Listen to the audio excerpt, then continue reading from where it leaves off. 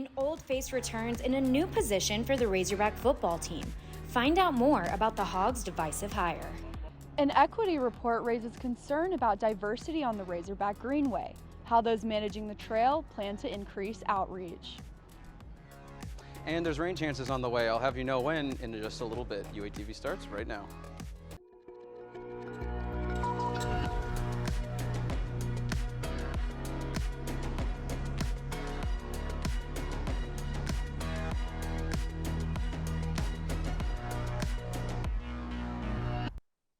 This Wednesday night edition of UATV News. I'm Jackson Ward. And I'm McKenna Earnhardt. Thanks for joining us. One of college football's greatest offensive minds makes his return to the Hill. Colin Anderson joins us with more on the newest Arkansas coach. Shocking and controversial move.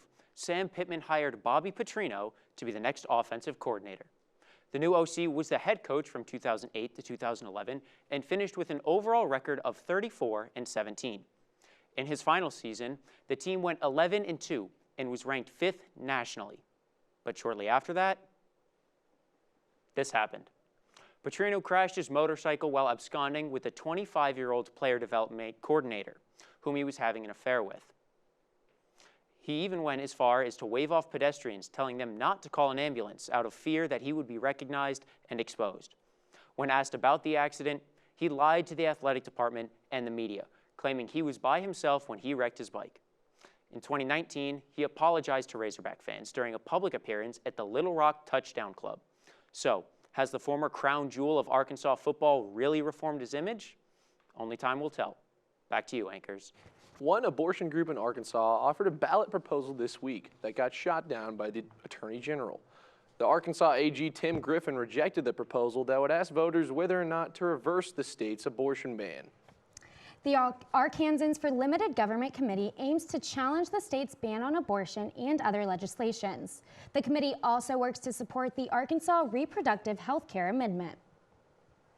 An increased number of people have started to move to the northwest Arkansas area. This has caused affordable housing to become very rare for individuals in the community. UATV's Kogan Davis joins us live with more of the story. In the past 3 years, Arkansas has seen a 33% increase when it comes to the average price of houses. This because an increased number of people are moving from out of state to the northwest Arkansas area. As the construction of houses continues to occur in northwest Arkansas, the absence of affordable housing is being felt. While finding a house to rent is becoming easier, finding a house to buy with no creaks or cracks is becoming much more difficult. With wages staying almost the same, the difficulty has become trying to find a down payment for those kinds of places has almost become not possible for an average person. Since November of 2020, the prices of a home in Arkansas have gone from an average of $190,000 to as much as $250,000. Full-time student at the University of Arkansas, Cameron Bolin, has lived in northwest Arkansas his entire life and has already found difficulties in the housing market. I looked at, like I said, probably about half a dozen different complexes, and they're just all too expensive for a full-time student. The growth of northwest Arkansas has not gone unnoticed by people across the country who have started to move here more and more, causing Arkansas residents to close the door on affordable housing in the near future. It's getting difficult with the expansion, and it's getting difficult to see where we can go from here as far as, especially when housing goes, is a big issue. According to the Arkansas Department of Finance and Administration, tens of thousands of people are moving to Arkansas. Out-of-state license transfers from Texas, California, Missouri, Oklahoma, and Florida all reached above 1,800, continuing to drive up the housing market. Realistically, there's so many people moving in that I could only see it like flatlining at some point. I don't think it's going to pop, but there's always that risk. Smith described the housing market as a bubble and says the risk of that bubble popping looms over all new Arkansas homeowners. Reporting live for UATV, I'm Kogan Davis. And since last year, Bentonville has been ranked the Arkansas city with the fastest growing sales price, while Fayetteville does not currently rank in the top 10. All right, welcome back to the weather segment. We're looking at the forecast for tonight. It is going to be chillier tonight, so if you're going to the basketball game, it's not going to affect you inside of the stadium, but when you leave, it is going to be chilly. You will want a jacket. I'm keeping those rain chances pretty low for the next couple of hours. It might not squeeze out any sort of light rain over the next couple of hours, but just in case, and especially in the River Valley, run a 20% chance over the next couple of hours. Those rain chances do increase overnight into tomorrow. Stick around for the full weather segment for all of those details. Many locals view the Greenway as a Northwest Arkansas staple. However, there could be a lack of representation on the trail. UATV's Katie Kelly joins us live from the Greenway with more on the story. Thanks, McKenna. And although it's a little cold out here, I can really be immersed in Arkansas's natural beauty. But some have noticed a lack of diversity on the trail. However, those involved in the trail are eager to make a change. The Greenway Trail can expose people to Arkansas's nature. On the trail, one might see the changing colors in the trees, the various streams, and Arkansas's native environment. However, the major thing the Greenway is known for is the cycling community. One Fayetteville resident says cycling is liberating. It's a freeing feeling. It's a really interesting feeling. It's hard to explain. It's an outlet to kind of reflect on things. This 40-mile-long trail interconnects Northwest Arkansas, and it's a hot spot for cyclists. According to the Walton Foundation, biking brings about $137 million in revenue to the area. This is like an outlet to the world. Like it's a therapy on two wheels. That's the way I like to think about it. This trail brings a lot of tourism to Northwest Arkansas, but a 2021 study suggests that it might not be as inclusive to various demographics. A local nonprofit conducted an equity report showing a disproportionate use of the trail for minority groups. Some participants in the survey say they've personally seen the lack of inclusion on the trail. The Razorback Greenway manager says he's looking for ways to fix this issue and is eager to help. It's incredibly exciting because alternate transportation, active transportation really is for everybody. Although the study suggests that there's a lack of diversity on the trail, Hernandez says he's never felt left out. It's just it's been always very open. I've always felt very included. I feel like a stereotype does not define what it is to ride a bike. Those managing the trail say they're currently working on projects to promote the Greenway to various demographic groups. We've been doing things like translating informational pages into Spanish and Marshallese to try to make them more accessible because I feel like a lot of people sometimes won't necessarily get out on the trails if they don't know a lot about them. They're currently in the design phase for adding new languages to the signs to gear others into feeling more connected. Live for UATV, I'm Katie Kelly. Thanks, Katie. In the future, those using the Greenway will be able to scan a QR code to translate the sign into either Spanish or Marshallese. One organization helps locals get a new set of wheels. Hear how people can catch a new ride. One professor studies cancer in Black women. Find out how this impacts their mortality rate. UATV will be right back.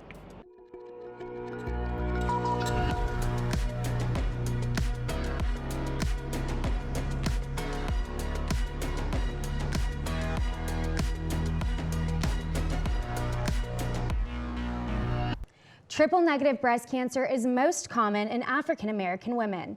The Bailey Laboratory is a team of undergrad and grad students working with Dr. Bailey to find a cure for breast cancer in these women.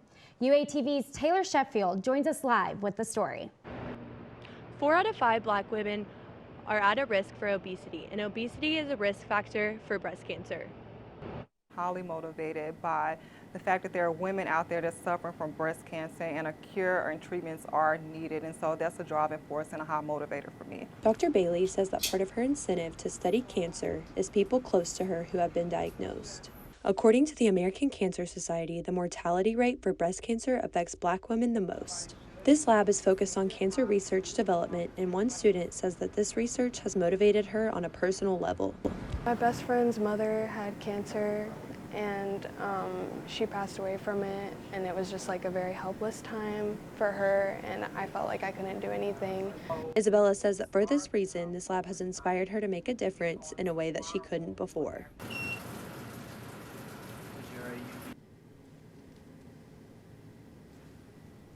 These projects in this lab were part funded by the University of Arkansas's Chancellor Grant and Medical Sciences for Breast Cancer program. The main focus is how these triple-negative cells behave by isolating proteins from cells. Dr. Bailey says she tries to create a lighthearted lab as studying breast cancer cells can be intense. Dr. Bailey definitely is the heart and soul of this lab and research group for sure. Dr. Bailey says patients who are diagnosed with triple breast cancer live about 3 to 6 months. Reporting live for UATV, I'm Taylor Sheffield. Thanks, Taylor. Dr. Bailey and her team worked diligently to focus their laboratory on treating metastatic triple-negative breast cancer.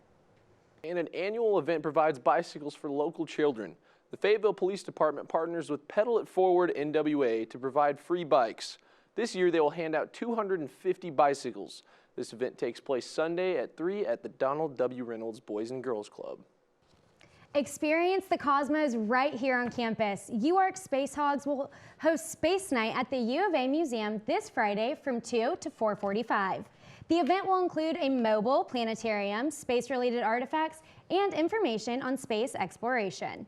All U of A students, staff, and faculty can attend for free. Student-run record label found a way to showcase a new set of artists. See which Arkansas musicians got featured on the EP. And with the demand for affordable housing on the rise, the Architecture School looks into possible solutions. Find out how this could impact the city of Fayetteville. How the Game and Fish Commission are controlling deer population around Arkansas. UATV continues after the break. Wildlife have been making their way further into urban areas, specifically white-tailed deer getting closer to homes and roads. Jessica Zendarczyk joins us live with more. In early mornings or late evenings, a common sighting around roads and trails are white-tailed deer. The fact that these animals are so close to urban spaces, though, could have consequences. Arkansas is home to almost 1 million white-tailed deer, and being the natural state, these deer have a lot of spaces to call home. With that being said, the deer population has only grown since. Though the population is growing, there are some issues with how large it is. Ralph Meeker, the deer program coordinator for Arkansas Game and Fish Commission, says that there are ways to keep the population manageable. Feeding would be the primary factor. Wildlife have adapted behaviors to avoid predators, and so when you feed an animal, they lose some of that fear, some of that natural fear of humans, and that fear is what keeps those animals alive. Though keeping the deer afraid of people helps keep numbers manageable, there are still cases of wildlife invading urban spaces. Cade Williams, a student at the U of A, was a part of a car wreck caused by a deer on the interstate. I was talking to the sheriff after the wreck, and he actually said that the amount of calls he's gotten this fall for deer hits have been crazy. He said he's never seen anything like it. So deer are rapidly taking over the streets. Taking over the streets may seem very literal, but back in 2019, it was very common to see deer in urban areas because of locals feeding them. A regulation to prevent citizens from feeding wildlife went into effect in April of 2019 called Regulation 7.06. It states, it is unlawful to place or deposit foodstuffs, scents, lures, grains, minerals, pedalized feed, or other materials for the purpose of hunting, attracting, or enticing wildlife for any reason inside the CWD management zone. CWD, or chronic wasting disease, affects deer, and the first case was reported back in February of 2016 for Arkansas. The disease damages parts of the brain and can lead to loss of body condition and behavior change, ultimately leading to death. When you unnaturally concentrate animals around a food source, that means the rate of contact increases. CWD is transmitted when a healthy animal comes into contact with a diseased animal's saliva, and that can come from deer eating the same food as diseased animals. To combat the risk of spreading diseases between animals and the deer overpopulation, there are 9 cities in Arkansas that are a part of the Urban Deer Hunt program. In collaboration with the Arkansas Bowhunter Association, hunters have a specific hunt date every year. The goal of the hunt is not to eradicate deer, but to keep the population manageable with the urban areas around it. Hunters must pass a shooting efficiency exam and donate their first deer back to the Arkansas Hunters Feed the Hungry. It's a very polarized situation that urban deer hunts are, but we see it as a very necessary and useful tool for managing those populations. The Arkansas Bowhunters Association continues to collaborate with Game and Fish to keep deer population manageable. Reporting for the last time for UATV, I'm Jessica Zendarczyk. Thanks, Jessica. Keeping an eye out for deer could help prevent and lower the number of accidents as well as protect wildlife. Hill Records released their 4-track EP recently. The student-run record label released the EP entitled Rain Check, featuring 4 different artists. Hill Records aims to showcase a variety of music styles. Musicians from all over Arkansas can submit their music for future releases. One college on campus looks to find solutions for affordable housing. The Faye Jones School of Architecture's class Street Legal researches affordable housing options in Arkansas. The project utilizes a new type of wood with more structural capabilities. The wood helps reduce construction waste and enables the reuse of lumber.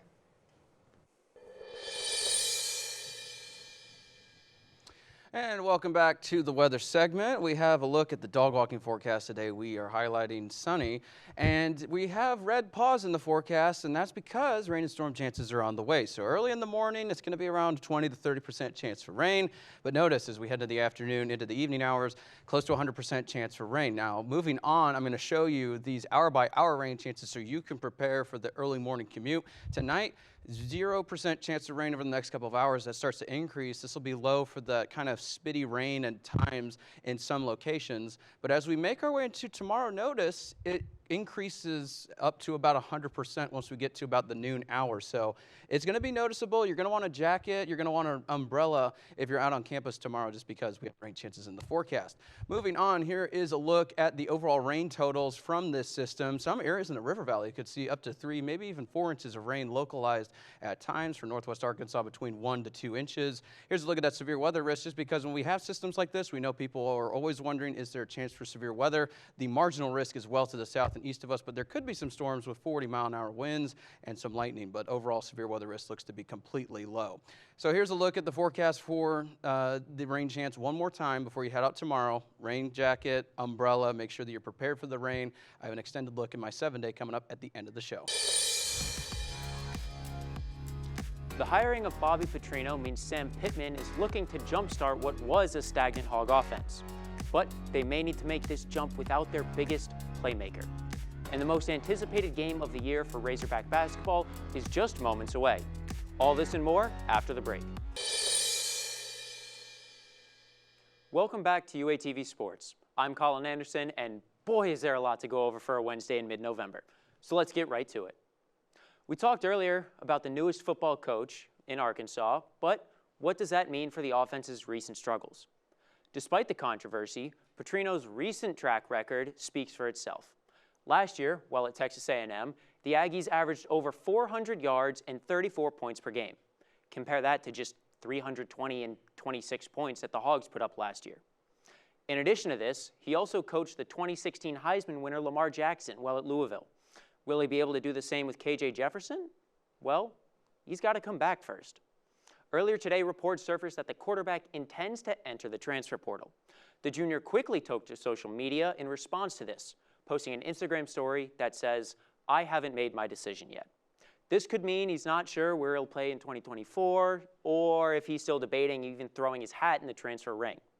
If he were to explore other options, that does not completely rule out a possibility to return to Fayetteville next year, as players who enter can remove themselves later should they choose. Now, there's plenty of mixed emotions about the recent football news, both KJ and Petrino, but on the court, it is pure hype. This is it, the big one, the big kahuna, Duke in Arkansas, the game fans have been waiting for all year. Students crowd the sidewalks around Bud Walton, filled with anticipation, but some have been in line for days. Welcome to Camp Bud, where fans set up tents to camp out in line for the most anticipated contest of the season. Sam Cook and his group were the first in line and settled in 2 days before tip-off. Cook says, as Arkansas natives, it's their duty to take part. We just love it, man. We love the Hogs from Arkansas. Grew up watching them, so gotta come out and, bring it. There were more than 200 tents set up across from the arena, and with each plot able to hold 6 people, over 1,000 fans await game time. And their efforts did not go unnoticed, with Coach Muss stopping by to show his gratitude for the team supporters. The Blue Devils and Razorbacks are 2 of the most recognizable mascots in all of college sports. So it's no mystery why fans are already showing out for this heavyweight bout. Well, it's more like one heavyweight and one who's still trying to make weight, but the Hogs have had a disappointing trip to the Bahamas, losing to Memphis and to North Carolina. Now, they're looking to get back in the win column against a team synonymous with success. All-time, Arkansas is 2-2 against Duke. And the last time they beat them? Oh yeah, who could forget this one? Forget partying like it's 1999. Fans want to party like it's 1994 tonight. So, how fitting is it that the 30th anniversary of the last national championship they won is this season? Now, unless Coach K spontaneously walks out of Bud Walton tonight, I think that's about all the news that I've got. But don't go anywhere because Josh, Jackson, and McKenna are going to have more when we come back. And welcome back. Here's a look at the 7-day forecast. Weird to think that 25 days till Christmas is already here. Wearing the Rudolph the Red-Nosed Reindeer tie appropriate. If you're watching, Katie Glanton, thank you for helping me pick out this tie. It's going to feel more like Christmas. Notice the 30s are returning, and then the rain chances return tomorrow on Thursday. That's all the time we have for UATV tonight. Be sure to follow us on social media at UATV News. I'm McKenna Earnhardt. And I'm Jackson Ward. Have a good night, Fayetteville.